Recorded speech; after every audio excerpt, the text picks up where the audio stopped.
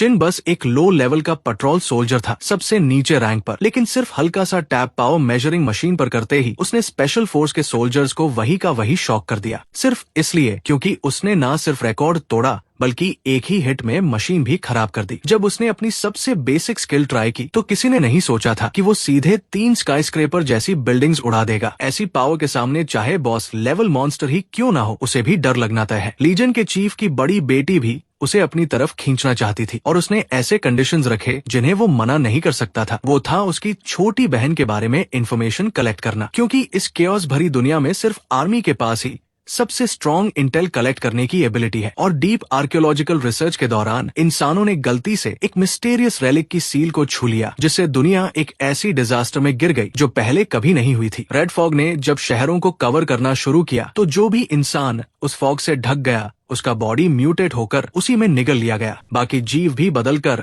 Blood colour monsters बन गए और वही फॉग का सहारा लेकर शहरों को डिस्ट्रॉय करने लगे। 3 दिन पहले का वो भयानक सीन आज भी नाम चिन के दिमाग में गहराई से बैठा हुआ है। 3 दिन पहले आर्मी ने अनाउंसमेंट करके लोगों को शांत रहने को कहा और घर से बाहर न निकलने की सलाह दी। उसी समय नाम चिन का पूरा फैमिली गाड़ी में था कि अचानक बाहर से दरवाजा खटखटाने की आवाज आई और किसी ने जोर से कहा कि तुरंत गाड़ी मोड़ो। उसके डैड गुस्से में सरकार पर ताना मारते हुए बोले कि जब आर्मी तक लगानी पड़ गई है तब भी इसे नेचुरल डिजास्टर बता रहे हैं। तभी उसकी छोटी बहन डरते हुए उसके पास आई और बोली कि उसे बहुत डर लग रहा है। बाहर का माहौल इतना अजीब और डरावना क्यों हो गया है और ये रेड फॉग आखिर है क्या। अचानक एक जोरदार ब्लास्ट हुआ और एक कार हवा में उछल गई और किस्मत देखो वही कार सीधा उनके फैमिली की गाड़ी की तरफ आ रही थी। नाम चिन ने तुरंत अपनी बहन का सिर पकड़कर उसे बचाने की कोशिश की और अगले ही पल जोरदार टक्कर में दोनों गाड़ियां ऐसे टकराई जैसे कोई ओरियो बिस्किट चिपक गया हो। टक्कर के बाद उसने तुरंत अपने पेरेंट्स से पूछा कि वो ठीक है या नहीं। उसके डैड ने दर्द में बताया कि उनका पैर फंस गया है और इससे भी बुरा ये था कि उसी वक्त पास से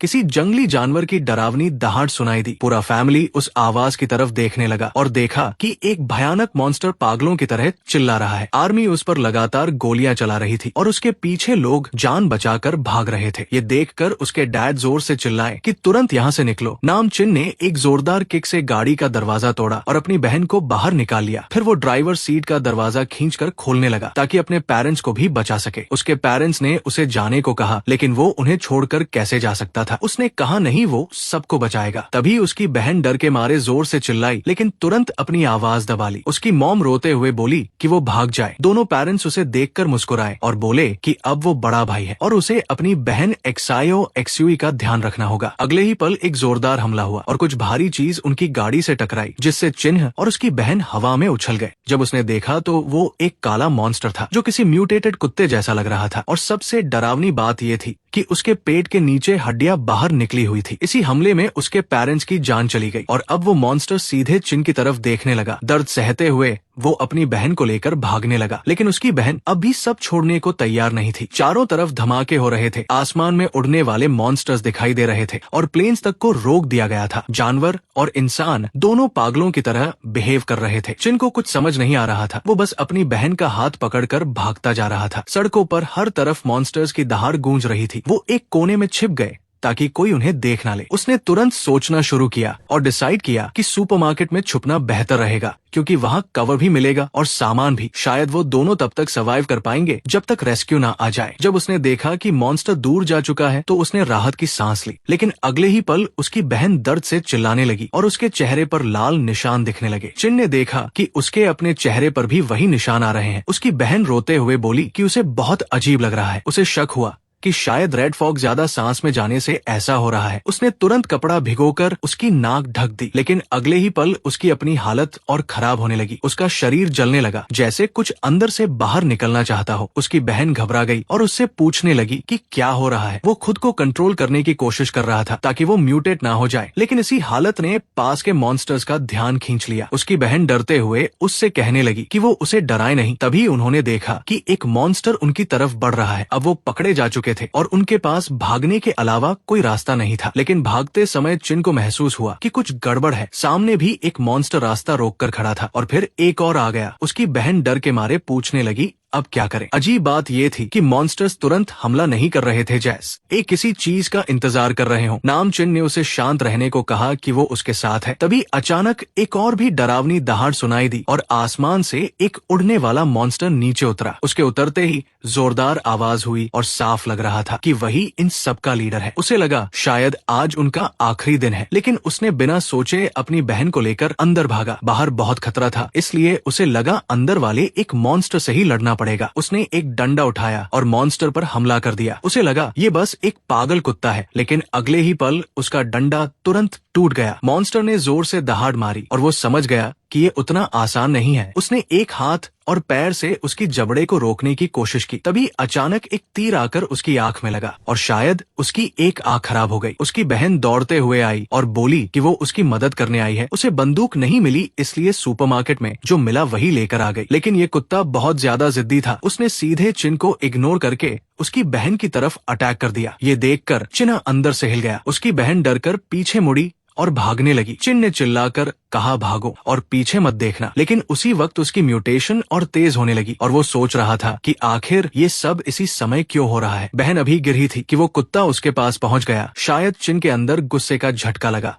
और उसने दीवार को हाथ से तोड़ दिया और पूरा टुकड़ा उठाकर उस भेड़िए जैसे मॉन्स्टर पर फेंक दिया। साले कुत्ते, मेरी बहन को छूने की हिम्मत कैसे हुई? ये कहकर उसने लोहे की छड़ उठाई और सीधे उसके सिर में घुसा दी। उसकी बहन उसे देखकर डर गई, जैसे वो पागल हो गया हो, और जल्दी से उसे पकड़कर रोकने लगी। भैया क्या कर रहे हो? बस करो, मैं ठीक हूँ। वो रोते हुए उसे रोकने लगी और उसका ये रूप देखकर वो सच में डर गई थी। धीरे धीरे चिन उसकी आवाज सुनकर होश में आने लगा। एक्सयूई, मैं ठीक हूँ, सॉरी तुझे डराया। लेकिन वो बोल ही रहा था कि अचानक उसके पीछे एक और मॉन्स्टर आ गया। उसने तुरंत अपनी बहन को धक्का दिया और चिल्लाया डेंजर। इस बार एक म्यूटेटेड पक्षी जैसा मॉन्स्टर था। चिन ने पास पड़ी लोहे की छड़ उठाई और उस पर हमला कर दिया। दूर रह मेरी बहन से। लेकिन उसे खुद भी उम्मीद नहीं थी कि वो उसे एक ही वार में उड़ा देगा। वो खुद हैरान रह गया कि ये ताकत अचानक कहाँ से आ गई। उसे समझ आ गया कि अब वो इन मॉन्स्टर्स को हरा सकता है। उसने अपनी बहन से कहा कि वो कहीं छिप जाए, क्योंकि अब उसे इन सबको खत्म करना होगा। उसकी बहन डर रही थी, लेकिन कोई और रास्ता नहीं था। मॉन्स्टर्स अब उसे टारगेट कर चुके थे और उसे उन्हें दूर ले जाना था। भैया मत जाओ, मुझे डर लग रहा है, उसने रोते हुए कहा। चिन ने उसके सिर पर हाथ रखा और बोला कि इस बार वो कंट्रोल नहीं खोएगा। तू यही रुक, मैं जल्दी वापस आऊंगा। बहन ने हाँ तो कहा, लेकिन उससे वादा लिया कि वो सही सलामत वापस आएगा। नामचिन तुरंत बाहर भाग गया और सोचने लगा कि शायद मॉन्स्टर्स को मारकर रेड एनर्जी एब्जॉर्ब करने से वो और स्ट्रांग हो रहा है। तुम्हारे अंदर जितनी ज्यादा एनर्जी होगी उतना ही मुझे फायदा मिलेगा, उसने सोचा और सामने वाले मॉन्स्टर को मारने की ठान ली। लेकिन अचानक वो मॉन्स्टर अकेला नहीं था, उसने पूरा झुंड बुला लिया। चिना हंस पड़ा, अच्छा तू खुद नहीं आएगा तो पहले तेरे छोटे मॉन्स्टर्स को खत्म करता हूँ। उसने एक वार में एक मॉन्स्टर को मारा, लेकिन तभी दूसरे ने उसके कंधे में काट लिया। वो दर्द से चिल्लाया और उसका गुस्सा और बढ़ गया। उसकी ताकत अचानक बढ़ गई और उसने दोनों मॉन्स्टर्स को दूर फेंक दिया। उसके हाथ बदलने लगे जैसे पंजे निकल आए हों और उन पर काले लाल रंग की एनर्जी चमक रही थी। ये है एनर्जी का असली एहसास। वो खुद हैरान था, लेकिन तभी ऊपर से आर्मी का हेलीकॉप्टर आया और उन्होंने बॉम्ब गिरा दिया। लीडर मॉन्स्टर जोर से गरजा और धमाके के साथ चारों तरफ धुआं फैल गया, लेकिन बॉम्ब सही जगह नहीं गिरा और मॉन्स्टर्स को कुछ नहीं हुआ। चिन बिल्कुल ठीक था। उसने तुरंत अपने पंजों से कई मॉन्स्टर्स को खत्म कर दिया, लेकिन उसकी हालत भी थोड़ी खराब हो रही थी। और जैसे ही वो नॉर्मल हुआ, उसे अपनी बहन एक्सायो याद आई। वो भागकर वापस आया, लेकिन वहाँ सिर्फ एक गुड़िया पड़ी थी। उसकी म्यूटेशन धीरे धीरे खत्म होने लगी और उसे समझ आ गया कि वो अपनी बहन को खो चुका है। एक्सायो, मैं देर से आया, तुम कहाँ हो? वो टूट चुका था और उसे लगा कि उसने अपने पेरेंट्स की उम्मीदों को भी तोड़ दिया। उसे याद आया जब बॉम्ब गिर रहा था तब उसने अपने हाथ देखे थे जो इंसानों जैसे नहीं थे। मेरे हाथ ऐसे कैसे हो गए? उसे कुछ समझ नहीं आ रहा था। उसने अपनी बहन को दूर रहने को कहा था क्योंकि बहुत खतरा था। और फिर ब्लास्ट हुआ और उसे हेलीकॉप्टर की आवाज सुनाई दी। यहाँ कोई सर्वाइवर है, लेकिन किसी ने कहा ये इन्फेक्टेड है, इसे छोड़ दो। और वो लोग एक लड़की को लेकर चले गए। चिन बस उस हेलीकॉप्टर को दूर जाते हुए देखता रह गया, लेकिन उसने सोचा कम से कम एक्सायो सेफ है। लेकिन उसके दिमाग में आवाज गूंजती रही, भैया आपने मुझे बचाया क्यों नहीं? उसने देखा एक्सायो एक्सयूई आग में जलकर गायब हो रही है और जैसे ही वो उसे पकड़ने गया वो गायब हो गई। तभी उसकी आंख खुल गई। ये सब एक सपना था, लेकिन वही सपना बार बार आता था। एक्सायो एक्सयूई, आधा साल हो गया, तुम कहाँ हो? असल में वो अभी भी उसे ढूंढ रहा था। जब उसे लोग ले गए थे तब उसने आसपास के कैंप्स में खोजा, लेकिन कुछ नहीं मिला। इसलिए उसने आर्मी ज्वाइन की और सबसे लो लेवल पेट्रोल सोल्जर बन गया। इस दुनिया में सिर्फ आर्मी के पास ही इंफॉर्मेशन जुटाने का अधिकार था। ये रेड स्टोन सिटी का बॉर्डर पोस्ट था और वो देर से पहुंचने पर अपने कैप्टन से डांट खा रहा था। सॉरी कैप्टन, मैं लेट हो गया। लेकिन कैप्टन ने उसे लात मारते हुए कहा, कहाँ मर गया था? ड्यूटी बदलने में इतना टाइम क्यों लगा? और उसे बेकार कहकर डांटने लगा। चिन जल्दी से वॉच टावर पर चढ़ गया। नीचे से कैप्टन की आवाज आई कि आज बड़े लोग आने वाले हैं और शायद आज उन्हें सैलरी भी मिलेगी। चिन ने बस जवाब दिया, ओके। आधा साल पहले रेड फॉग अचानक फैल गई थी। ज्यादातर शहर पूरी तरह बर्बाद हो गए और मॉन्स्टर्स का इलाका बन गए, लेकिन उसी के साथ एक रहस्यमय रेड टावर भी दिखाई दी। और अब इंसानों के पास बचने का सिर्फ एक ही तरीका था कि वो उस टावर और फॉग के इलाके से दूर रहें। वो आदमी अभी भी वही है क्या? किसी ने पूछा। बाहर स्पेशल रिस्पांस आर्मी तैनात थी, इसलिए बस बॉर्डर अलार्म बजाना था और बाकी काम वो संभाल लेते। अगर वो भी नहीं रोक पाए तो हम पेट्रोल वाले क्या ही कर लेंगे। बाकी दो लोग बोले कि वो फेमस स्पेशल स्क्वाड है, वो कैसे हार सकते हैं। रास्ते में ही उन्होंने कितने मॉन्स्टर्स खत्म कर दिए हैं। चिन चुपचाप वॉच टावर पर बैठा था। इतना समय बीत गया लेकिन उसे अब भी खून और मांस की वो गंध नापसंद थी। ये रेड फॉग ऐसी थी जो हर जीव के अंदर खून की प्यास जगा देती थी। अचानक उसने देखा कि फॉग हट रही है, लेकिन तुरंत समझ गया कि वो हट नहीं रही बल्कि कुछ तेजी से उनकी तरफ आ रहा है। उसने तुरंत चिल्लाया, कैप्टन, कुछ गड़बड़ है, जरा देखो। कैप्टन ने लापरवाही से कहा, शायद छोटे मॉन्स्टर होंगे। लेकिन अगले ही पल फॉग तेजी से उनकी तरफ बढ़ने लगी। कैप्टन, ये स्पेशल स्क्वाड है। तभी दो लोग रेड फॉग से भागते हुए बाहर आए। किसी ने पूछा, सर क्या हुआ? लेकिन उन्होंने बस कहा, वापस जाओ। और अगले ही पल उनकी दर्दनाक चीख सुनाई दी। कैप्टन ने तुरंत रेडियो पर चिल्लाया, सब लोग फैल जाओ। लेकिन एक सेकंड में ही एक मॉन्स्टर ने उसकी वर्दी पकड़ ली और उसे हवा में उठा लिया। कैप्टन को लगा अब उसका काम खत्म है। ऊपर से चिन सब देख रहा था। रेड फॉग पूरी तरह छा चुकी थी और चारों तरफ सिर्फ चीखें सुनाई दे रही थी। भागो, वो आ गए हैं। चिन सीधे नीचे कूद गया और उतरते ही एक मॉन्स्टर को कुचल दिया। पास वाला मॉन्स्टर उस पर गरजने लगा, लेकिन अब वो पहले वाला चिन नहीं था। इतना एक्सपीरियंस खुद चलकर आए तो छोड़ना नहीं चाहिए। उसने जल्दी से दूसरे मॉन्स्टर को भी खत्म कर दिया और फिर उसकी एनर्जी एब्जॉर्ब करने लगा। अच्छा है, ये एब्जॉर्ब करने के बाद मैं थोड़ा और स्ट्रांग हो गया। उसने सामने खड़े 6 मॉन्स्टर्स को देखा, लेकिन उसे डर नहीं बल्कि एक्साइटमेंट हो रहा था। देखते हैं तुम मुझे कितना चैलेंज दे सकते हो। लेकिन तभी एक जोरदार आवाज हुई और का मॉन्स्टर उसके शरीर के आर पार उड़ता हुआ निकल गया। किसी ने उसे मार गिराया था। एक लड़की हथियार लेकर सामने आई। वो थी सॉन्ग एयर, फॉरवर्ड स्क्वाड की कैप्टन। चिन तुरंत समझ गया कि ये स्पेशल स्क्वाड की है और उसे जल्दी नॉर्मल होना होगा। बस एक भी मत छोड़ना। उसने सभी मॉन्स्टर्स को खत्म किया और फिर 2 बंदूकें चिन की तरफ तान दी गई। चिन ने तुरंत हाथ ऊपर कर दिए, लेकिन गोली उसके लिए नहीं थी। पीछे वाले मॉन्स्टर को खत्म किया गया। Target eliminated. सॉन्ग एयर ने उसकी तरफ देखा और पूछा, तुम्हारा वेपन कहाँ है? Petrol soldier. चिन मन ही मन घबरा गया, लेकिन सच ये था कि वो दिखने में काफी खूबसूरत भी थी। उसने सबको गार्ड पोस्ट से डिफेंस लाइन पर वापस भेज दिया और कहा बिना उसकी परमिशन कोई अंदर नहीं जाएगा। वो कंप्यूटर पर डेटा देख रही थी। गार्ड पोस्ट में 37 लोग मारे गए, जिनमें स्पेशल स्क्वाड के 2 लोग और पेट्रोल के 30 लोग शामिल थे। तो तुम्हें क्यों पकड़ा है? चिन ने पूछा। मैं भी विक्टिम हूँ, लेकिन सॉन्ग एयर ने समय बताते हुए कहा कि वो 2 घंटे तक गायब था और उसके लौटते ही ये घटना हुई। तुम्हें एक्सप्लेनेशन देना चाहिए, उसने कहा। चिन ने सोचा, ये लड़की बहुत शार्प है, उसे कुछ बिलीवेबल कहना होगा। मैं बस बाहर सो रहा था, उसने कहा और बताया कि उसने कैप्टन को पहले ही बताया था। तभी एक साथी बोला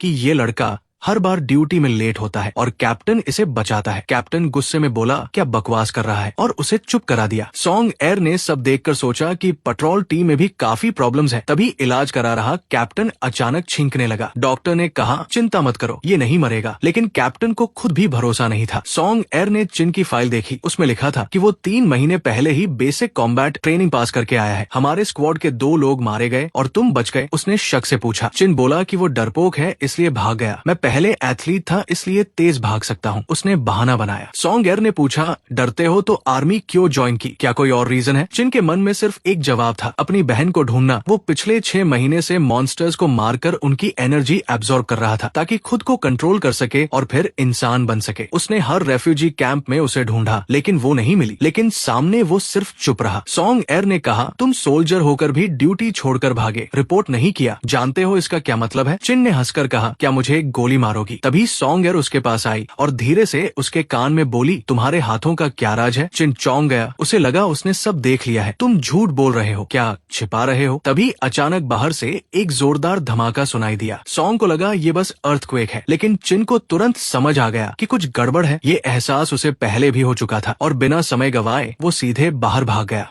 भागो, बहुत सारे मॉन्स्टर्स हमारी तरफ आ रहे हैं। लेकिन सॉन्ग वही खड़ी रह गई। उसे यकीन नहीं हुआ कि कोई उसके सामने से ऐसे भाग सकता है। अगले ही पल उसने चिन को पकड़कर नीचे दबा दिया। तुम मुझे इग्नोर कर रहे हो क्या? तभी जमीन अचानक टूट गई और देखते ही देखते सब लोग नीचे गिर गए। चारों तरफ अंधेरा था और किसी को समझ नहीं आ रहा था कि वो कहाँ है। लाइट जलाओ। जैसे ही रोशनी हुई सबको पता चला कि ये एक अंडरग्राउंड मेज है जो मॉन्स्टर्स ने बनाया है। सॉन्ग ने तुरंत कहा, सब लोग काम रहो, वेपन्स चेक करो और फॉर्मेशन मेंटेन रखो। तभी चिन को हवा की आवाज सुनाई दी। उसने कहा, वहाँ से हवा आ रही है। बाकी लोग बोले, अगर हवा है तो बाहर जाने का रास्ता भी होगा। वो आगे बढ़ा और कंफर्म किया कि सच में हवा आ रही है, लेकिन उसे पता नहीं था कि उसके पीछे एक मॉन्स्टर आ चुका है। अचानक गोली चली और मॉन्स्टर वही गिर गया। पेट्रोल सोल्जर डर के मारे वही बैठ गया। सॉन्ग ने बताया कि ये इंसेक्ट टाइप मॉन्स्टर्स है जिनमें कोरोजन एबिलिटी होती है। इन्हें पास मत आने देना और बिना उसके ऑर्डर के कोई मूव नहीं करेगा। उसने चिन की तरफ देखा और बोली कि लगता है उसे डेंजर से बचकर भागने का अच्छा एक्सपीरियंस है। चिन सोच रहा था कि वो सब जानती है फिर भी कुछ बोल क्यों नहीं रही, उसका असली मकसद क्या है। तभी चारों तरफ सरसराहट की आवाज आने लगी और समझ आ गया कि और मॉन्स्टर्स आ रहे हैं। ये उसी तरह के इंसेक्ट मॉन्स्टर्स थे। ये तो और भी बड़ी प्रॉब्लम है। सबने तुरंत फायरिंग शुरू कर दी और पीछे हटते हुए भागने लगे। लेकिन अचानक चिन रुक गया। सॉन्ग चिल्लाई, रुको मत, भागते रहो। लेकिन उसने कहा कि मॉन्स्टर्स रुक गए हैं। सबने आगे देखा तो एक बहुत बड़ा मॉन्स्टर उनके सामने खड़ा था। ये बॉस लेवल का था और रेड फॉग को एब्जॉर्ब कर रहा था। एक सेकंड में उसने एनर्जी चार्ज कर ली। चिन ने सबको वार्न किया कि ये बहुत डेंजरस है, लेकिन सॉन्ग ने गोली चलाई और उसी समय मॉन्स्टर ने भी एनर्जी अटैक छोड़ा। गोली जाकर मॉन्स्टर को लगी, लेकिन उसकी एनर्जी सीधे सॉन्ग की तरफ आ रही थी। तभी नाम चिन बीच में आ गया और उस अटैक को रोककर एब्जॉर्ब कर लिया। उसने कहा, अगर हम बच गए तो मैं सब एक्सप्लेन कर दूंगा। और उसने नोटिस किया कि जिस जगह सॉन्ग ने अटैक किया था वहाँ क्रैक पड़ चुका था। सॉन्ग भी हैरान थी कि उसका अटैक असर नहीं कर रहा, लेकिन नाम चिन कॉन्फिडेंट था। ऐसे मॉन्स्टर्स मैंने सैकड़ों मारे हैं, उसने कहा और बताया कि ये लेवल 3 टाइप है। मॉन्स्टर्स के लेवल होते हैं लो, हंटर, बॉस, जाइंट और डिजास्टर। ये कहकर वो सीधे उस मॉन्स्टर पर कूद पड़ा। मर जा। उसके शार्प क्लॉस ने मॉन्स्टर के शरीर को चीर दिया। वो सोच रहा था कि अगर ये एनर्जी एब्जॉर्ब कर ली तो वो और भी स्ट्रांग हो जाएगा, लेकिन जमीन पर उतरते ही उसे लगा कि ये उतना आसान नहीं है, बहुत हार्ड है। ये नॉर्मल मॉन्स्टर होता तो कब का खत्म हो चुका होता। मॉन्स्टर का बॉडी किसी आर्मोर्ड व्हीकल जैसा था और शायद उसने कई मॉन्स्टर्स को खाकर खुद को मजबूत किया था। उसने तुरंत काउंटर अटैक किया, लेकिन नाम चिन ने उसे आसानी से डॉज कर दिया और मजाक उड़ाया कि वो बहुत स्लो है। उसकी टीम के लोग ये सब देखकर हैरान थे। जो लड़का हमेशा कमजोर लगता था वो इतना पावरफुल कैसे हो गया, ये कब से इतना स्ट्रांग हो गया। सबको यकीन नहीं हो रहा था। तभी सॉन्ग की आवाज आई। उसने कहा कि चिन्ह actually anti monster combat research का सब्जेक्ट है, गवर्नमेंट का एक सीक्रेट प्रोजेक्ट। सब लोग शॉक थे। जो लड़का हमेशा भागता था वही एक्सपेरिमेंट सब्जेक्ट निकला। ये कैसे पॉसिबल है? सब हैरान थे। सॉन्ग बोली कि जब उसने अटैक रोका तभी उसे कंफर्म हो गया था। उसके डेप्यूटी ये सुनकर सोच में पड़ गया कि क्या ये सच है या कुछ छुपाया जा रहा है। शायद वो लैब से भागकर यहाँ पेट्रोल में छुपा हुआ है और पिछली रेड फॉग इंसिडेंट भी उससे जुड़ी हो सकती है। सॉन्ग ने सबको वार्न किया कि ये सब गवर्नमेंट सीक्रेट है और जो कुछ भी उन्होंने देखा या सुना है वो बाहर नहीं जाना चाहिए। सबने तुरंत यस सर कहा। तभी वो मॉन्स्टर फिर से एनर्जी चार्ज करने लगा और अटैक चिन की तरफ फेंका। चिन ने उसे आसानी से डॉज कर लिया, लेकिन तुरंत समझ गया कि अटैक डायरेक्शन बदलकर सॉन्ग और बाकी लोगों की तरफ जा रहा है। उसने चिल्लाया, साइड हो जाओ। एनर्जी बॉल जमीन से टकराई और जोरदार ब्लास्ट हुआ। धूल छंटने के बाद सॉन्ग बिल्कुल ठीक थी। वो जमीन पर बैठी थी, लेकिन पूरी तरह काम और कॉन्फिडेंट दिख रही थी। इस समय चिन का साथी हाँफ रहा था। उसे यकीन ही नहीं हो रहा था कि वो अभी भी जिंदा है। असल में लिन ची डंग ने उसे बचाया था। वो बोला, सर आपका पैर। लेकिन लिन ची डंग शांत था। चिंता मत करो, एक पैर के बदले एक जान बची है। ये डील बुरी नहीं है। उसने कहा कि वो मॉन्स्टर से लड़ने के लिए नहीं बल्कि इंसानों को बचाने के लिए सोल्जर बना है। इंसान आखिरी वक्त तक किसी को नहीं छोड़ता। उसकी ये बात सुनकर सब चुप हो गए।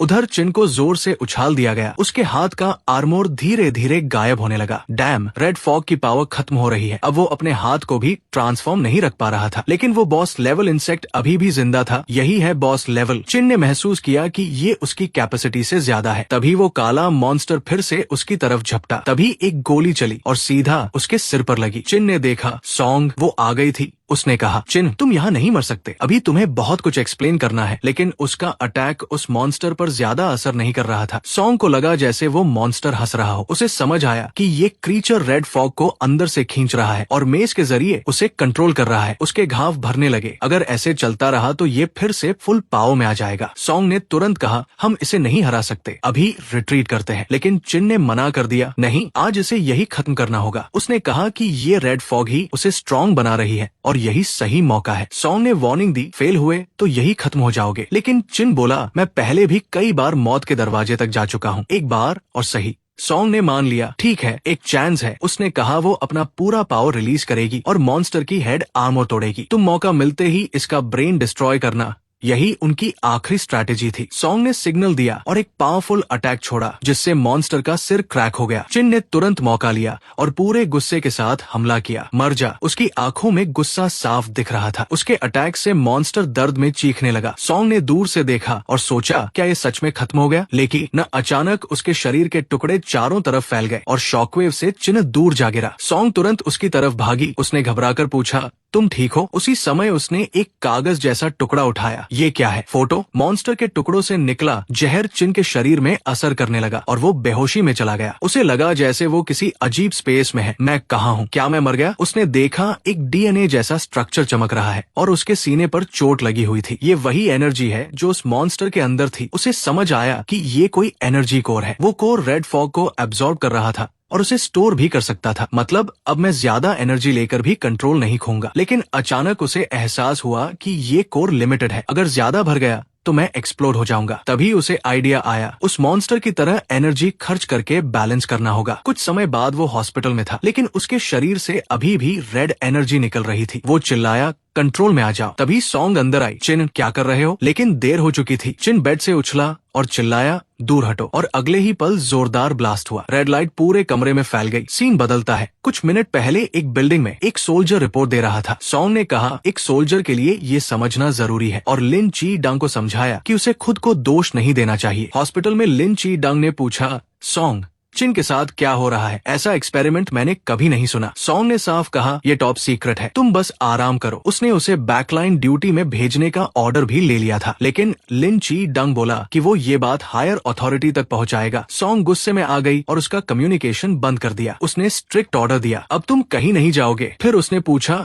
चिन किस रूम में है? जवाब मिला, रूम 304। सॉन्ग तुरंत वहां जाने लगी और उसके साथ एक और सोल्जर भी गया। दोनों सीधे रूम 304 की तरफ बढ़े। सॉन्ग ने कहा आ गए और अपने साथी को ऑर्डर दिया, दरवाजे पर खड़े रहो, मेरी परमिशन के बिना किसी को अंदर मत आने देना। उसने तुरंत जवाब दिया, यस मैम। जैसे ही सॉन्ग ने दरवाजा खोला, अंदर से रेड एनर्जी का जोरदार फ्लो निकल रहा था। उसी वक्त चिन अपने हाथ में एनर्जी इकट्ठा कर रहा था। सॉन्ग चिल्लाई, चिन है। सॉन्ग गुस्से में बोली, तुम क्या कर रहे हो? चिन ने जवाब दिया, दूर हटो। और अगले ही पल एक जबरदस्त एनर्जी ब्लास्ट बाहर निकल गया। सॉन्ग जमीन पर गिर गई और वो एनर्जी बॉल दीवार को चीरते हुए बाहर निकल गई। इतनी ताकत थी कि कई बिल्डिंग्स तक छेद हो गए। दूसरी तरफ लिन ची डंग ने ये देखा और सोचने लगा कि ये अबैंडन्ड बिल्डिंग को किसने उड़ा दिया। चिन के साथ क्या हो रहा है? नीचे पड़ा सोल्जर सिर पकड़कर रो रहा था। हर बार मेरे साथ ही क्यों होता है? मैं मरना नहीं चाहता। सॉन्ग को तुरंत समझ आ गया कि ये वही अटैक है जो उस इंसेक्ट मॉन्स्टर ने उसे किया था। वो सोचने लगी कि चिन बिना ट्रांसफॉर्म हुए भी कैसे ये पावर कंट्रोल कर रहा है। सॉन्ग मुड़ी और बोली, चिन, अब तुम मुझे बहुत सारी एक्सप्लेनेशंस देने वाले हो। कुछ देर बाद दोनों हॉस्पिटल की छत पर आ गए। सॉन्ग ने हाथ बांध कर पूछा, मतलब तुम ना सिर्फ मॉन्स्टर को एब्जॉर्ब कर सकते हो बल्कि उनकी एबिलिटीज भी सीख सकते हो? चिन ने कहा, सिर्फ इतना ही नहीं, मैं रेड फॉग को भी स्टोर कर सकता हूँ और वो क्रिस्टल खुद को रिपेयर भी कर सकता है। ये सुनकर सॉन्ग काफी इंटरेस्टेड हो गई। सॉन्ग बोली, तुम्हारी एबिलिटीज तो काफी यूजफुल है। लेकिन चिन ने साफ कहा, मैं पावर ले रहा हूँ, लेकिन धीरे धीरे मैं खुद भी मॉन्स्टर बन सकता हूँ। चिन ने सीधा पूछा, ऐसी हालत में क्या मैं अब भी इंसान हूँ? सॉन्ग ने जवाब दिया, तुम वही हो जो तुम खुद को बनाओगे, इंसान या मॉन्स्टर ये तुम्हारी चॉइस है। लेकिन उसने ये भी कहा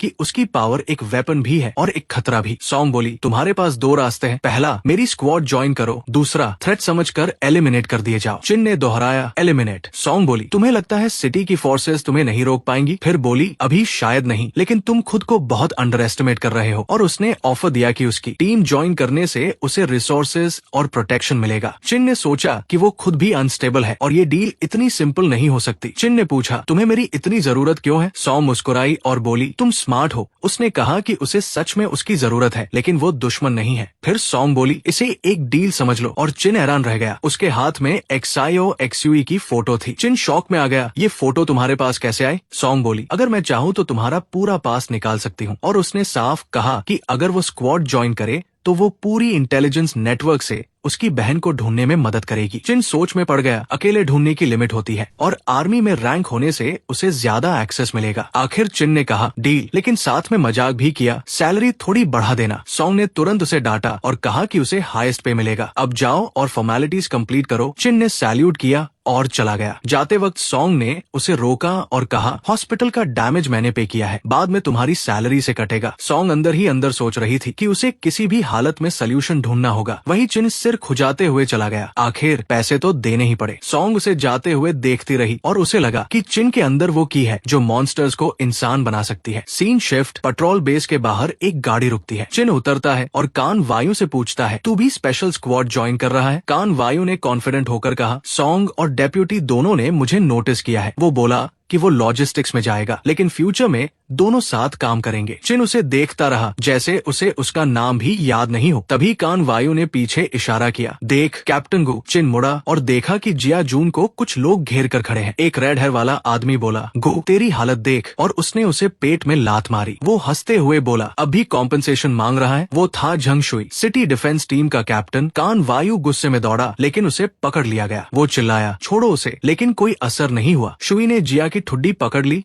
और बोला, घुटनों के बल बैठ और मेरे जूते का कीचड़ साफ कर, अगर नहीं किया तो उसने कान वायु की तरफ इशारा करते हुए धमकी दी, इस लड़के का हाथ तोड़कर डंडा बना दूंगा। ये सुनकर जिया गुस्से से दांत भींचता रहा, लेकिन कुछ कर नहीं पाया। आखिरकार मजबूरी में घुटनों के बल बैठ गया। तभी अचानक चिन ने उसे पकड़कर ऊपर खींच लिया। जिया हैरान रह गया, चिन तुम? चिन हल्का सा मुस्कुराया और बोला, पहले तुमने मेरी काफी मदद की थी, अब मेरी बारी है। फिर उसने उन लोगों की तरफ देखकर जोर से कहा, आज मैं यहाँ खड़ा हूँ, अगर किसी ने कैप्टन गु को छूने की भी कोशिश की तो उसकी हड्डियां तोड़कर जलाऊंगा। ये सुनकर वो लोग गुस्से से लाल हो गए और चारों एक साथ डंडे लेकर उसकी तरफ दौड़े। चिन ने झुककर पहला वार बचाया और तुरंत एक हाई किक से सामने वाले के चेहरे पर मारा। फिर घूमकर दाई तरफ वाले की ठुड्डी पर कोहनी मारी। पीछे वाला डंडा लेकर आया, लेकिन चिन नीचे झुक गया और उसके पैर पर जोरदार किक मारी। आखिरी वाले को उसने सीधे पेट में घूंसा मारा। वो सीधा दीवार से जा टकराया और दीवार टूट गई। एक पल में चारों जमीन पर पड़े थे, कोई बेहोश, कोई दर्द से कराह रहा था। उनमें से एक चिल्लाया, हमारे कैप्टन E लेवल सोल्जर है, हम पर हाथ उठाया है, तू मारा गया। लेकिन शुई खुद शॉक में था। 4 सेकंड, ये इतना तेज कैसे है? उसने तुरंत गन निकाली और बोला, पेट्रोल वाले होकर सिटी डिफेंस टीम के खिलाफ जाओगे? लेकिन उसकी बात पूरी होने से पहले ही उसने गोली चला दी। चिन ने बस हल्का सा झुककर तीनों गोलियां डॉज कर ली। उसके होठों पर हल्की मुस्कान थी। वो तेजी से आगे बढ़ा और उसके हाथ से गन छीन ली और अगले ही पल उसने गन को ऐसे कुचल दिया जैसे कोई संतरा निचोड़ता है। शुई की आंखों में डर साफ दिख रहा था। बहुत स्लो।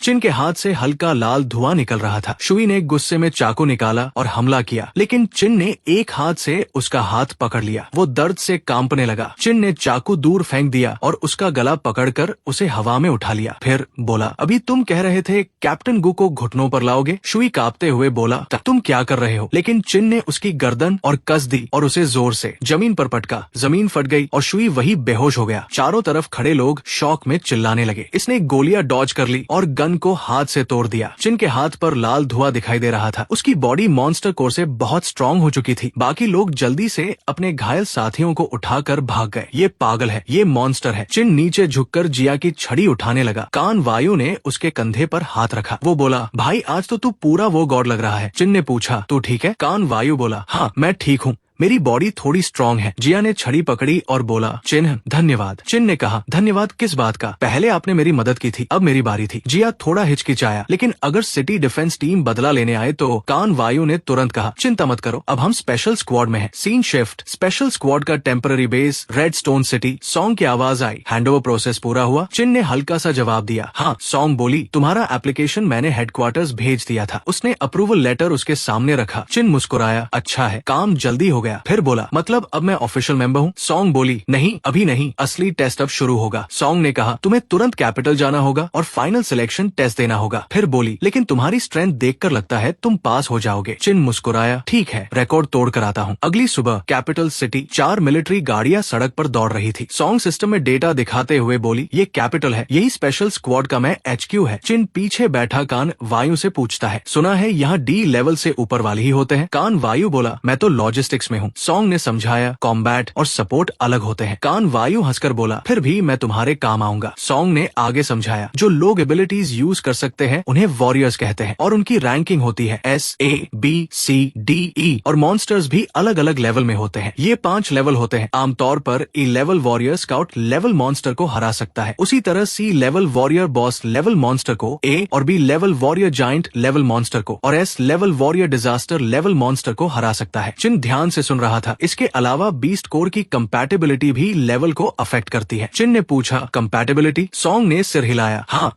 इस दुनिया में सिर्फ मॉन्स्टर्स ही रेड फॉग से म्यूटेट होकर एबिलिटीज पाते हैं और इंसान वॉरियर्स को बीस्ट कोर के जरिए ही एबिलिटीज एक्टिवेट करनी पड़ती है। सॉन्ग ने आगे कहा, बॉडी, टैलेंट और लक, ये सब बीस्ट कोर कंपैटिबिलिटी को अफेक्ट करते हैं। कंपैटिबिलिटी जितनी ज्यादा होगी, एबिलिटीज उतनी स्ट्रांग होंगी। अगर कंपैटिबिलिटी नहीं हुई तो तुम मैक्सिमम E लेवल तक ही रह जाओगे। उसी समय ब्रेक की आवाज आई और गाड़ी रुक गई। एक सोल्जर ने हाथ उठाकर कहा, सॉरी, आगे रोड ब्लॉक है, आपको दूसरी तरफ जाना होगा। सॉन्ग ने थोड़ा सख्त होकर कहा, तुम स्पेशल रिस्पांस स्क्वाड को रोक रहे हो? लेकिन उन्होंने फिर भी रोका, हम भी ड्यूटी पर हैं, कुछ नहीं कर सकते। उसी वक्त एक गाड़ी पास से गुजरी और अंदर बैठा कोई बड़ा आदमी सॉन्ग का ध्यान खींच गया। सॉन्ग ने सोचा, ये तो एक्सेचू टेस्ट है, यहाँ लू टैंग ग्रुप का बड़ा आदमी क्यों आया है? कुछ तो गड़बड़ है। 1 घंटे बाद एक्सेचू सिलेक्शन ग्राउंड, 40 लोग लाइन में खड़े थे और सामने 3 एग्जामिनर्स बैठे थे। एक्सेचू इंसानों की सबसे स्ट्रॉन्ग सपोर्ट है और स्पेशल स्क्वाड की सबसे शार्प ब्लेड। ये लिन डंगटिन बोल रहा था, अ लेवल वॉरियर। उसने जोर से कहा, तुम लोग चाहे कहीं से आए हो, यहाँ आ गए हो तो रूल्स फॉलो करने होंगे। उसकी आवाज पूरे ग्राउंड में गूंज गई। यहाँ कोई बैकडोर एंट्री नहीं चलेगी। जिसके पास असली स्ट्रेंथ नहीं है वो यहाँ टिक नहीं पाएगा। फिर उसने हाथ उठाया। पहला test, physical test, 100 meter sprint और 50 किलोग्राम वेट कैरी। चिन सबसे आगे दौड़ा। बाकी लोग स्ट्रगल कर रहे थे लेकिन वो आराम से वेट उठा रहा था। सब लोग 100 किलोग्राम उठाने में लगे थे लेकिन चिन ने एक हाथ से 500 किलोग्राम ऐसे उठा लिया जैसे लकड़ी का टुकड़ा हो। पास खड़ा आदमी शॉक्ड रह गया। एक हाथ से 500 केजी पंच टेस्ट में। चिन ने बस हल्का सा पंच मारा और मशीन टूट गई। कैलकुलेशन ही नहीं हो पाई। वो आराम से चला गया और सब उसे देखते रह गए। 10 मिनट बाद चिन लिन डंगटिन के सामने खड़ा था। रिपोर्ट सर, सारे टेस्ट कंप्लीट। डंगटिन ने सिस्टम देखा और कहा, टोटल स्कोर 198। ये सुनते ही सब शॉक हो गए। 198? पहले हाईएस्ट रिकॉर्ड तो सिर्फ 140 था। एक आदमी बोला, ये चीटिंग है। वो झंग टैन था, सिटी डिफेंस कैप्टन का भाई। डंगटिन ने उसे घूरा, मैंने खुद सुपरवाइज किया है, क्या तुम मुझ पर शक कर रहे हो? झंग टैन मुस्कुराया, नहीं, बस क्यूरियस हूँ। और चिन के पास आकर बोला, तुम रेड स्टोन पेट्रोल टीम के चिन हो? चिन ने ठंडे तरीके से कहा। तो झंग टैन मुस्कुराया, कुछ नहीं, बस हेलो। लेकिन उसकी आंखों में किलिंग इंटेंट था। मेरे भाई के साथ जो हुआ उसका हिसाब तुमसे लूंगा। सॉन्ग पीछे खड़ी ये सब देख रही थी और सोच में पड़ गई। डंगटिन ने लिस्ट पढ़नी शुरू की। Rank 30 89 points, rank 3 Jhang tan 123, rank 2 किम यिंग 135। फिर उसने जोर देकर कहा, रैंक 1 चिन 198 पॉइंट्स। ऑरेंज है वाली लड़की उसे इंटरेस्ट से देख रही थी।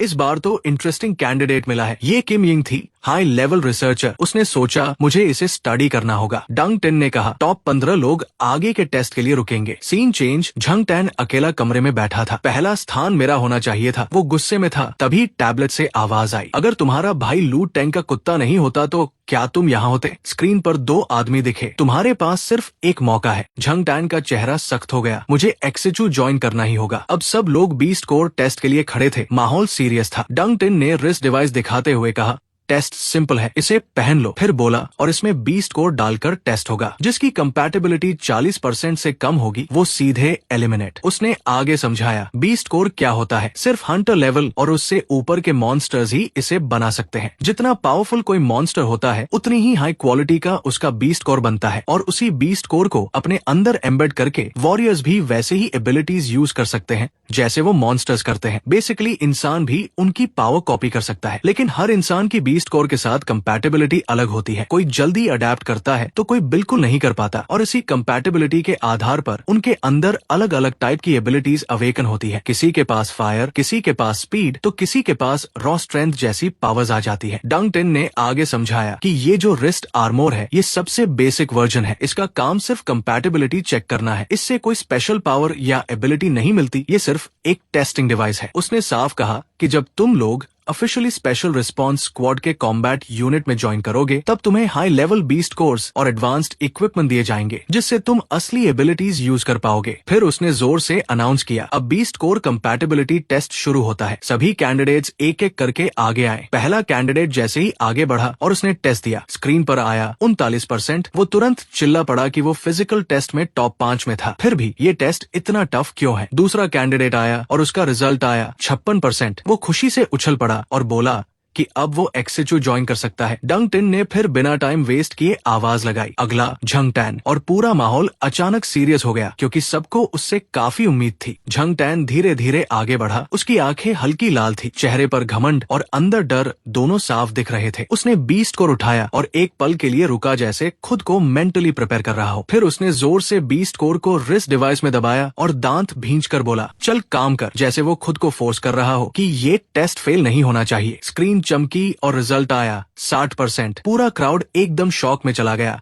क्योंकि अभी तक हाईएस्ट सिर्फ 56% था और ये उससे भी ऊपर चला गया था। झंग टैन के चेहरे पर एक एरोगेंट स्माइल आ गई और उसने सबको नीचा दिखाते हुए कहा कि बाकी सब उसके सामने कचरा है। वो कॉन्फिडेंटली नीचे उतरा और लोग उसके लिए चीयर करने लगे। उसे लगा कि अब फर्स्ट प्लेस उसी का है और कोई उसे बीट नहीं कर सकता। तभी किमिंग एक्साइटेड होकर चिन के पास आई और बोली कि वो रेड स्टोन सिटी से है क्या, क्योंकि उसने पहले कभी इतना स्ट्रॉन्ग कैंडिडेट नहीं देखा और ये बात उसे काफी इंटरेस्टिंग लग रही थी। उसने खुद को इंटेलिजेंस ब्यूरो का बताया और कहा कि उसे ऑलमोस्ट हर स्ट्रॉन्ग व्यक्ति के बारे में जानकारी होती है, लेकिन फिर भी चिन्ह उसके रडार से बाहर रहा, जिससे उसे शक हो गया कि चिन्ह कोई नॉर्मल इंसान नहीं है। फिर उसने कैजुअली मेंशन किया कि कुछ दिन पहले रेडस्टोन सिटी में रेड फॉग में एबनॉर्मल फ्लक्चुएशन हुआ था और हो सकता है उसका कनेक्शन चिन्ह से हो। ये सुनकर चिन्ह तुरंत अनजान बन गया। चिन्ह ने शांत रहकर कहा कि उसे कुछ समझ नहीं आ रहा, लेकिन किम यिंग मुस्कुराई और बोली कि कोई बात नहीं, उसे बस चिन्ह इंटरेस्टिंग लग रहा है और वो उसके बारे में और जानना चाहती है। चिन्ह ने मौका देखते हुए उससे कहा कि अगर वो इतनी नॉलेजेबल है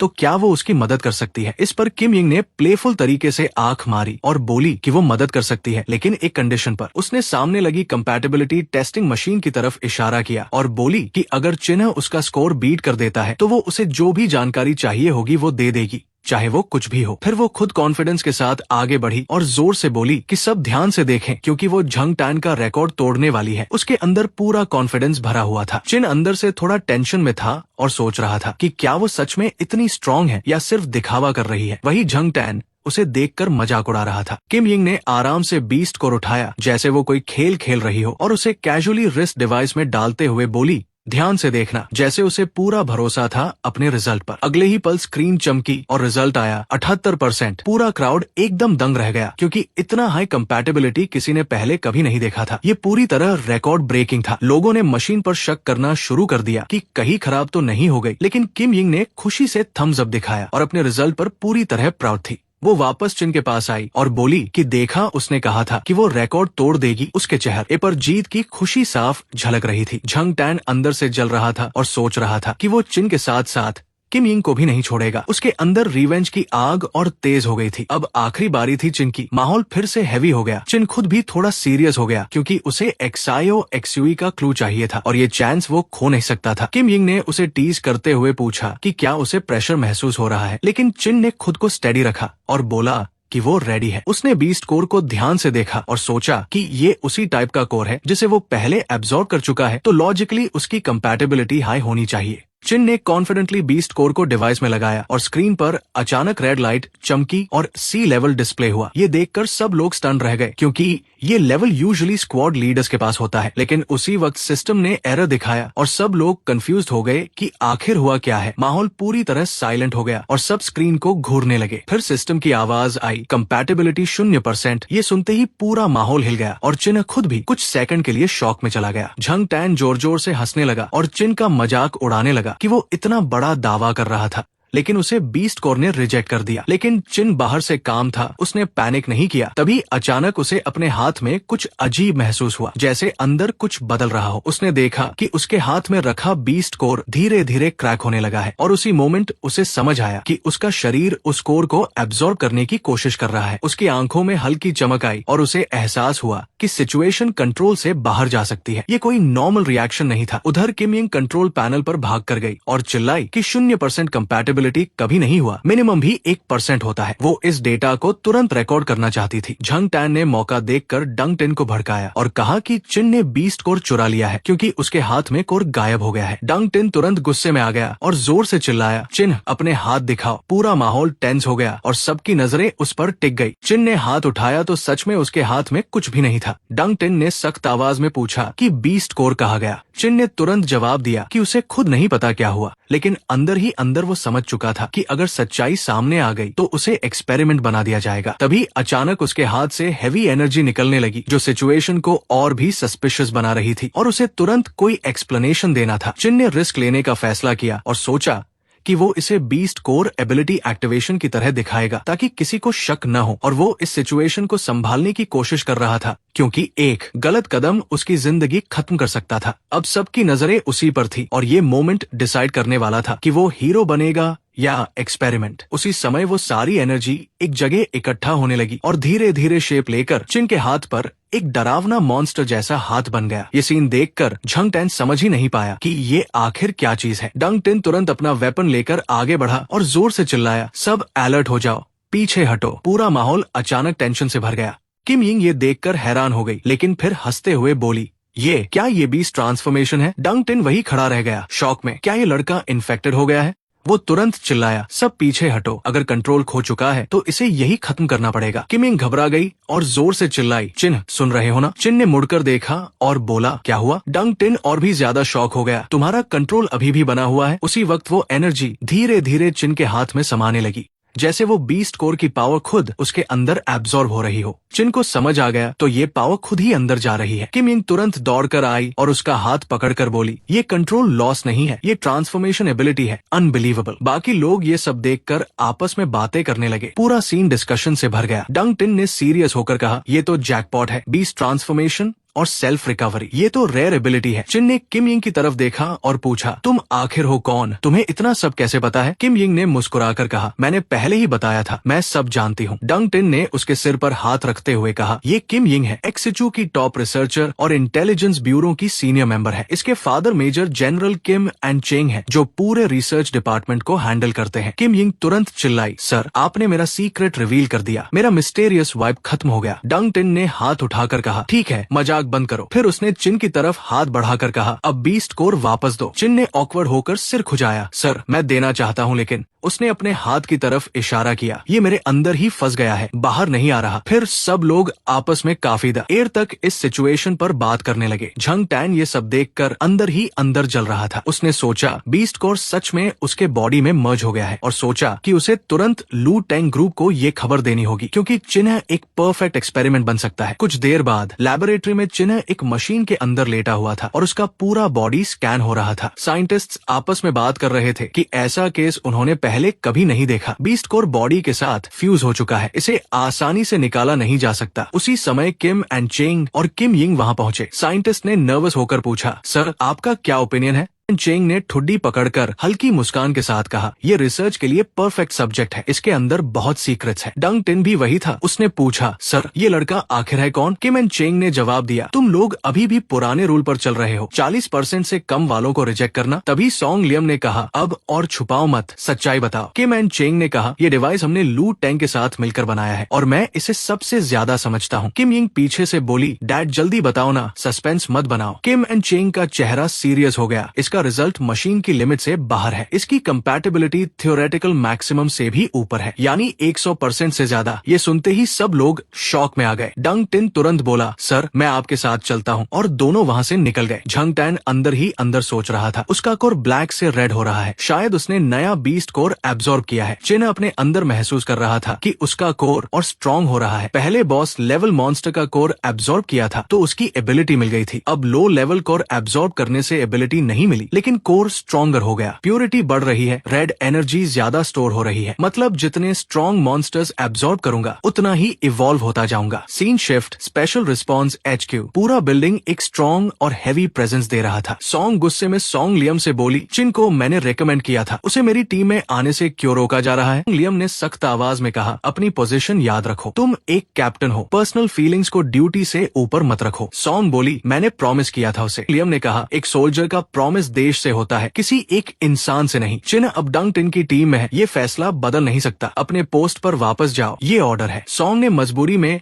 यस सर कहा, लेकिन अंदर ही अंदर कुछ और सोच रही थी। Scene shift, barracks. Kim Ying excitement में आई और बोली, नई मॉन्स्टर नेस्ट मिली है और हमें भेजा जा रहा है। मैंने डंग टिन से परमिशन ले ली है, हम एक टीम होंगे। चिन हैरान हो गया। डंग टिन ने मिशन EXPL एम किया, ऑब्जेक्टिव इन्वेस्टिगेट और थ्रेट लेवल चेक करना, अलर्ट रहना। ये लो लेवल नेस्ट है, लेकिन कभी भी म्यूटेट हो सकती है। किम यिंग ने कॉन्फिडेंट होकर कहा, डेटा कलेक्ट करना मेरा काम है, टेंशन मत लो, मैं तुम्हें कवर करूंगी। थोड़ी देर बाद सब लोग गाड़ी में बैठकर मिशन के लिए निकल गए। यिंग रास्ते में समझाते हुए बोली कि मॉन्स्टर नेस्ट का थ्रेट लेवल 4 तरह का होता है, लो, मीडियम, हाई और एक्सट्रीम, और इनके अलग अलग टाइप्स भी होते हैं। जिस नेस्ट में हम जा रहे हैं वो हाइव टाइप है, जिसमें बाहर से स्ट्रक्चर सिंपल दिखता है, लेकिन अंदर के टनल्स बहुत ज्यादा कॉम्प्लेक्स होते हैं। उसने आगे बताया कि सबसे खतरनाक बात ये होती है कि इसमें बहुत बड़ी संख्या में वर्कर बीज होती है, और उनके साथ कुछ सोल्जर बीज भी होती है जो ग्रुप में अटैक करती है और किसी को संभलने का मौका नहीं देती। चिन ने ये सुनकर पूछा कि अगर ये बस एक मधुमक्खी का छत्ता है तो एक इंसान ही काफी होगा, फिर 3 गाड़ियों में लोग क्यों आए हैं? क्या ये इतना बड़ा खतरा है? यिंग ने थोड़ा एटीट्यूड दिखाते हुए जवाब दिया कि ये नॉर्मल मधुमक्खियां नहीं है, ये आयरन स्टिंग है, और इनकी ताकत को हल्के में लेना सबसे बड़ी गलती होती है। वो अपनी बात पूरी भी नहीं कर पाई थी कि तभी ड्राइवर ने अचानक सामने देखकर कहा कि कुछ गड़बड़ है, आगे कुछ अजीब सा दिखाई दे रहा है। चिन ने बाहर झाँक कर देखा और चौंक गया कि ये मधुमक्खियां इतनी बड़ी कैसे हो सकती है? ये तो बिल्कुल अलग लेवल की क्रीचर्स लग रही है। यिंग ने चिढ़कर कहा कि उसने पहले ही बताया था कि ये आयरन स्टिंग है, कोई छोटी मोटी बीस नहीं है। और उसी वक्त ड्राइवर ने तुरंत गाड़ी घुमाई और सबको पकड़कर बैठने को कहा। अगले ही पल पूरा झुंड एक साथ हमला करता है और दर्जनों जहरीले स्टिंगर्स गाड़ी पर बरसने लगते हैं, जिससे गाड़ी जोर जोर से हिलने लगती है। यिंग घबरा गई और बोली कि ये आयरन स्टिंग का स्टिंग अटैक है और हमारी आर्मोर्ड गाड़ी इसे ज्यादा देर तक नहीं झेल पाएगी,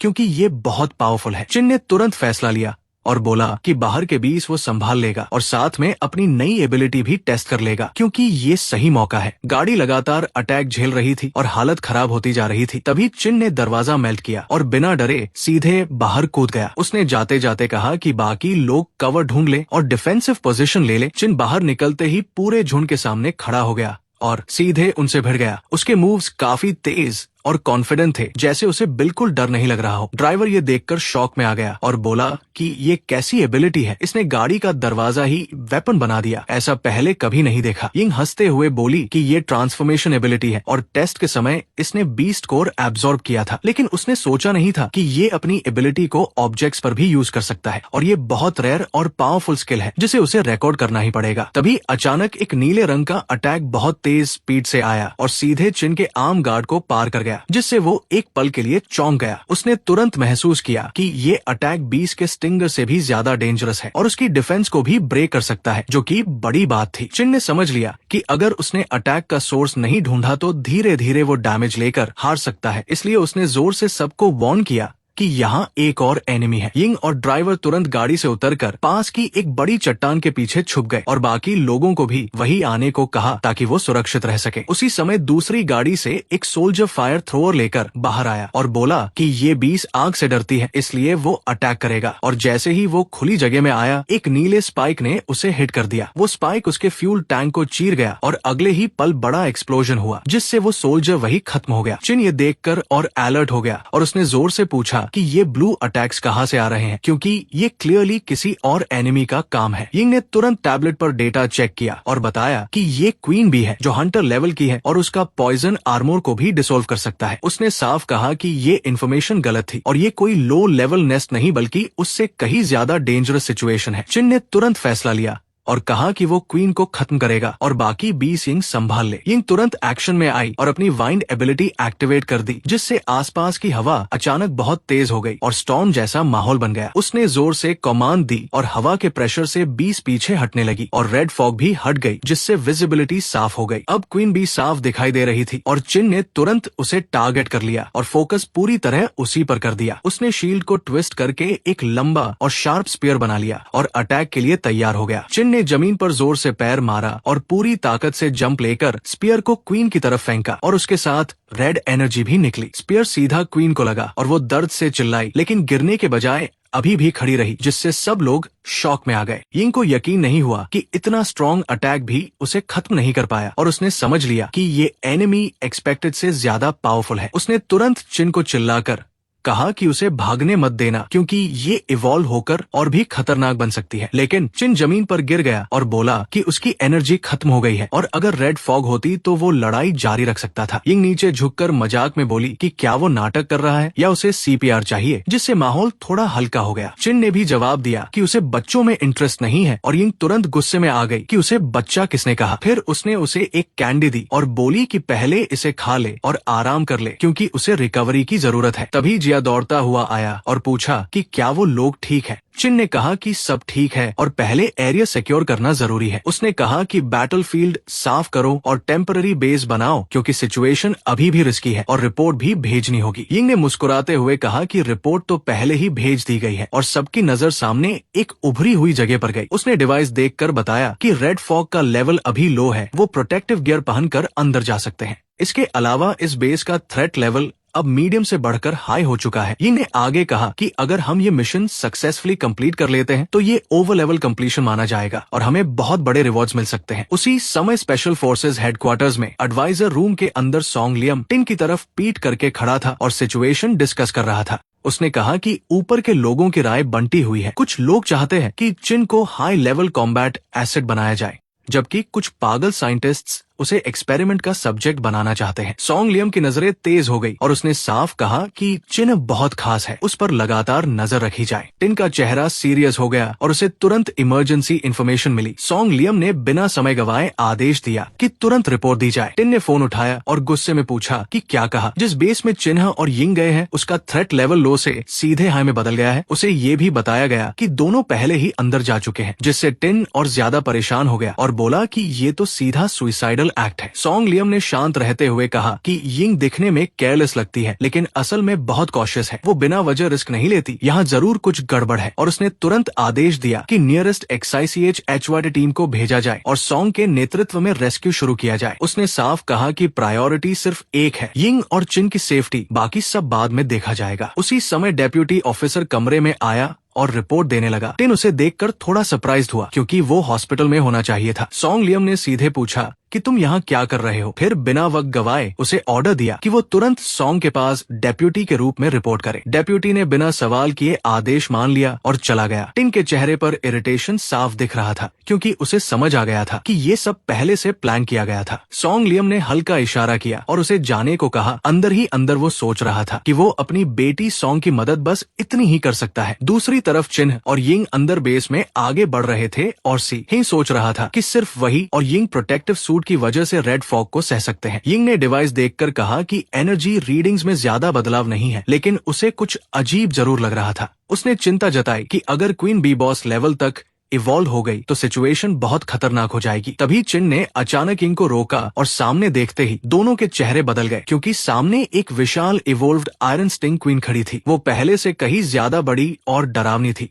और उसके बॉडी स्ट्रक्चर से साफ था कि वो बॉस लेवल तक पहुंच चुकी है। यिंग घबरा गई और बोली कि ये कैसे पॉसिबल है, इतनी कम रेड फॉग में ये इतनी जल्दी इवॉल्व कैसे हो गई। उसने और ध्यान से देखा तो समझ आया कि बाकी बीज भी अनयूजुअली स्ट्रांग हो चुकी है और ये सब नॉर्मल नहीं है। उसने घबरा कर कहा कि रेड फॉग का लेवल बहुत पहले ही सेफ लिमिट पार कर चुका है, लेकिन एनालाइजर कोई वार्निंग नहीं दे रहा, मतलब सिस्टम के साथ छेड़छाड़ हुई है। यिंग ने कहा कि प्रोटेक्टिव सूट्स के साथ भी टैंपरिंग हुई है और उनका इफेक्ट कम हो गया है। उसी समय केव के अंदर से तेज आवाजें आने लगी और सिचुएशन और डेंजरस हो गई। चिन ने तुरंत यिंग का हाथ पकड़ा और चिल्लाया कि पीछे हटो, लेकिन उसके दिमाग में एक और बात चल रही थी कि ये रेड फॉग उसके लिए एनर्जी सोर्स भी बन सकती है। उसने जल्दी से आसपास देखा और यिंग के लिए सेफ स्पॉट बनाने का फैसला किया ताकि वो आराम से फाइट कर सके। उसने एक जोरदार किक से पत्थर तोड़कर एक जगह बनाई और यिंग से कहा कि वो यही छुप जाए क्योंकि ये जगह थोड़ी सुरक्षित है। फिर उसने आदेश दिया कि वो हेडक्वार्टर से तुरंत कांटेक्ट करे और बैकअप के लिए रिक्वेस्ट भेजे।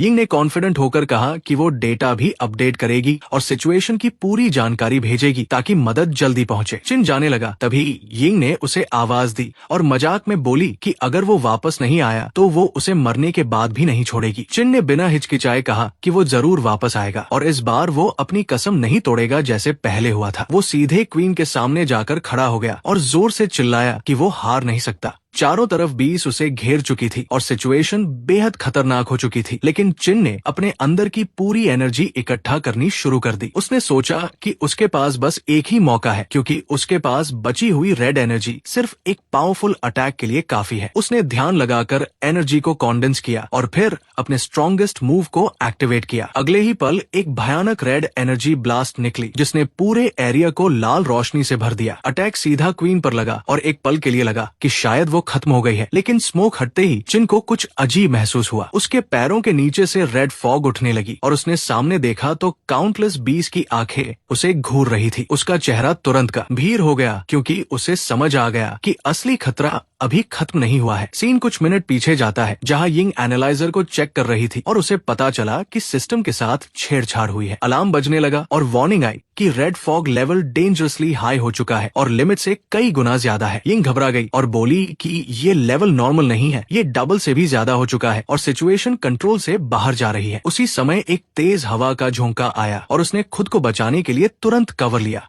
उसने बाहर की तरफ देखा और समझ गई कि एक्सप्लोजन की वजह से रेड फॉग और ज्यादा डेंस हो गई है। उसी हाई डेंसिटी एनर्जी की वजह से बीस तेजी से इवॉल्व हो रही थी और उनकी स्ट्रेंथ भी कई गुना बढ़ चुकी थी। अब तो वीक स्काउट लेवल 20 भी हंटर लेवल तक पहुंच चुकी थी, जो सिचुएशन को और खतरनाक बना रहा था। इसी बीच क्वीन ने चिन पर हमला शुरू कर दिया और वो लगातार प्रेशर में आ गया। चिन हैरान था कि एनिमीज जितनी मरती है उतनी ही बढ़ती जा रही है और उनकी ताकत भी बढ़ रही है। उसने महसूस किया कि भले ही वो रेड फॉग एब्जॉर्ब कर रहा है, लेकिन उसकी रिकवरी स्पीड कंजम्पशन से कम है और वो धीरे धीरे थक रहा है। अगर यही चलता रहा तो उसकी एनर्जी खत्म हो जाएगी और वो लड़ नहीं पाएगा। इसलिए उसने खुद को संभालने की कोशिश की। दूसरी तरफ यिंग दूर खड़ी सब देख रही थी और टेंशन में थी कि चिन ये फाइट सर्वाइव कर पाएगा या नहीं। तभी उसकी नजर चिन के नेक पर गई और वो समझ गई कि उसके अंदर रेड फॉग इन्फेक्शन के साइंस दिख रहे हैं। यिंग ने तुरंत अपना डिवाइस उठाया और रेड फॉग लेवल चेक करने लगी। उसे देखकर वो चौंक गई क्योंकि रीडिंग लगातार बढ़ रही थी और उसने घबराकर कहा कि चिन अब कंट्रोल खोने वाला है। उसने तुरंत फैसला लिया कि पहले उसके आसपास की रेड फॉग हटानी पड़ेगी वरना वो पूरी तरह लूज कंट्रोल कर देगा और उसने अपनी wind attack pressure blast activate कर दी। तेज हवा का झोंका बना और उसने चिन के आसपास की सारी रेड फॉग उड़ा दी जिससे उसका एनर्जी फ्लो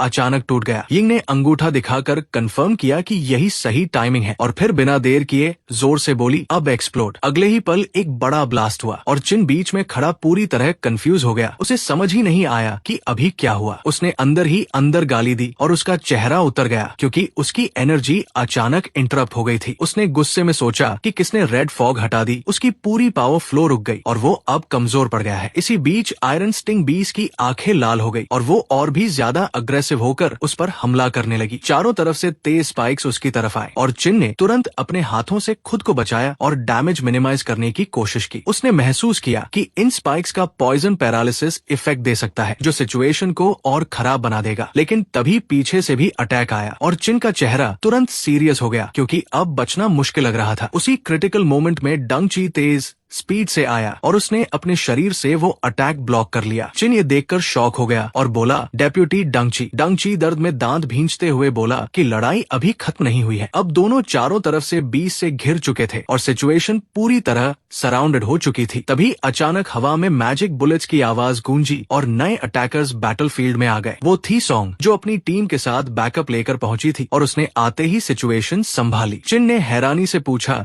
कि वो यहाँ कैसे आई। सॉन्ग ने जवाब दिया कि हेडक्वार्टर से डायरेक्ट ऑर्डर मिला है उन्हें सपोर्ट देने का। उसने तुरंत कमांड दी कि पूरी टीम अटैक करे और इन इंसेक्ट्स को खत्म कर दे। सभी सोल्जर्स एक साथ आगे बढ़े और जो रसे जवाब दिया, यस मैम, और बैटलफील्ड आग और गोलियों से भर गया। सॉन्ग ने तुरंत स्ट्रैटेजी दी, टीम सामने से फायर से रास्ता साफ करे और टीम भी बीच में कवर फायर दे। तभी बॉस लेवल क्वीन बी ने अपना अटैक चार्ज किया और उसका शार्प टेल डेंजरस एनर्जी के साथ चमकने लगा। अचानक एक तेज रेड एनर्जी अटैक निकला। अटैक सीधा डेप्यूटी की तरफ जा रहा था और एक सोल्जर चिल्लाया कि सावधान रहें, लेकिन सॉन्ग बिल्कुल शांत थी। वो बिना घबराए एम लेकर खड़ी रही और बोली कि पीछे मत देखो, बस आगे बढ़ते रहो। उसने पूरी एनर्जी इकट्ठा की और अपनी powerful ability electromagnetic annihilation activate कर दी। एक हाई वोल्टेज फील्ड बना और उसकी एनर्जी सीधे क्वीन के अटैक को काटते हुए उसके शरीर में घुस गई। चारों तरफ बिजली की चमक फैल गई और क्वीन को भारी डैमेज हुआ, जिससे वो कमजोर पड़ गई। सोल्जर्स ने ये देखकर चीयर किया कि कैप्टन का अटैक सीधा लगा है और सिचुएशन अब कंट्रोल में आ सकती है। चिन ये सब देखकर हैरान था और बोला कि सॉन्ग की असली ताकत कितनी खतरनाक है। डंग ची ने समझाया कि पिछली बार उसके पास फुल कॉम्बैट गियर नहीं था, इसलिए वो पूरी ताकत नहीं दिखा पाई थी। सॉन्ग ने तुरंत पूछा कि यिंग कहाँ है और चिन ने इशारा करके उसकी लोकेशन बता दी। यिंग पीछे खड़ी थोड़ी नाराज होकर बोली कि अगर वो लोग 10 मिनट और देर करते तो उसे खुद को ही संभालना पड़ता। सॉन्ग ने हल्के मजाक में कहा कि वो उसका खाना अभी भी वो करती है, क्योंकि पिछली बार उसने उसे बचाया था। लेकिन चिन चुपके से पीछे हट गया ताकि वो खुद की एनर्जी रिकवर कर सके। वो रेड फॉग के बीच खड़ा होकर धीरे धीरे एनर्जी एब्जॉर्ब करने लगा ताकि अगली फाइट के लिए तैयार हो सके। उसने सोचा कि उसका पिछला अटैक क्वीन को खत्म नहीं कर पाया, इसलिए तभी उसने नोटिस किया कि रेड फॉग एक जगह पर इकट्ठा हो रही है और कुछ अजीब मूवमेंट हो रहा है। पूरी टीम ने भी ये चेंज नोटिस किया और सबकी नजर उसी डायरेक्शन में चली गई। डेप्यूटी ने देखा कि क्वीन वापस आ गई है और वो सारी रेड फॉग को एब्जॉर्ब कर रही है ताकि खुद को और स्ट्रॉन्ग बना सके। यिंग ने जोर से कहा कि वो अपने बॉडी को अपग्रेड करने के प्रोसेस में है और ये बहुत खतरनाक हो सकता है। उसके डिवाइस ने वार्निंग देना शुरू कर दिया कि रेड फॉग लेवल 4 तक पहुंचने वाला है। यिंग ने घबराकर कहा कि ये रेड फॉग आखिर कहां से रही है। क्वीन ने जोर से चीख मारी और उसके आसपास की सारी बीस और एग्रेसिव होकर टीम को घेरने लगी। डेप्यूटी ने तुरंत रिपोर्ट दी कि पीछे से हंटर लेवल 20 का पूरा झुंड आ रहा है। चिन ने तुरंत जंप किया और चिल्लाकर कहा कि बाकी लोग स्वाम को संभाले और वो खुद क्वीन को हैंडल करेगा। दोनों लड़कियों ने उसे रोका, लेकिन वो ऑलरेडी आगे बढ़ चुका था। सॉन्ग ने तुरंत आदेश दिया कि पूरी टीम 20 को एंगेज करे और चिन को कवर दे। चिन दीवारों पर जिगजैग तरीके से तेजी से कूदता हुआ क्वीन आयरन स्टिंग की तरफ बढ़ा। उसने अपनी आर्म्स को ट्रांसफॉर्म किया और बार बार क्लॉज से अटैक किया, लेकिन क्वीन पर कोई असर नहीं पड़ा। उसने तुरंत स्ट्रैटेजी बदली और अपनी स्ट्रॉन्ग स्किल रेड बर्स्ट को सीधा उसके ऊपर फेंक दिया ताकि मैक्सिमम डैमेज हो सके। जैसे ही वो जमीन पर उतरा, एक जोरदार एक्सप्लोजन हुआ और पूरा एरिया हिल गया। धुआं छंटने का इंतजार करते हुए चिन ध्यान से देखने लगा कि क्या अटैक सफल हुआ या नहीं, लेकिन तभी स्मोक के अंदर से एक तेज अटैक उसकी तरफ आया। अटैक बहुत फास्ट था, लेकिन उसने सही टाइमिंग पर डॉज कर लिया और तुरंत समझ गया कि सिर्फ एनर्जी अटैक से इसे खत्म करना पॉसिबल नहीं है। तभी उसकी नजर क्वीन के छोड़े हुए शार्प स्पाइक पर पड़ी। वो आगे बढ़ा, उस स्पाइक को उठाया और अपनी ट्रांसफॉर्मेशन एबिलिटी से उसे एक तलवार में बदल दिया। क्वीन लगातार स्पाइक्स फेंक रही थी, लेकिन चिन उन पर स्टेप करके आगे बढ़ता गया। उसने एक स्पाइक को बीच से काटा और अपने बचे हुए सारे रेड एनर्जी को उस स्वॉर्ड में कॉन्सेंट्रेट कर दिया। उसने दांत भींचकर कहा कि अगर दुश्मन ने उसे हथियार दिया है तो वो उसी से उसका अंत करेगा। अगले ही पल उसने पूरी ताकत से रेड स्लैश मारा जो सीधे क्वीन के सिर से नीचे तक चला गया। क्वीन का शरीर 2 हिस्सों में कट गया और कुछ सेकंड बाद उसके अंदर से एक और एक्सप्लोजन हुआ। धुएं के बीच से एक चमकता हुआ रेड कोर सामने आया और उसकी आंखों में चमक आ गई, क्योंकि ये बॉस लेवल 20 कोर था। वो धीरे धीरे आगे बढ़ा, उसे उठाया और हल्की मुस्कान के साथ बोला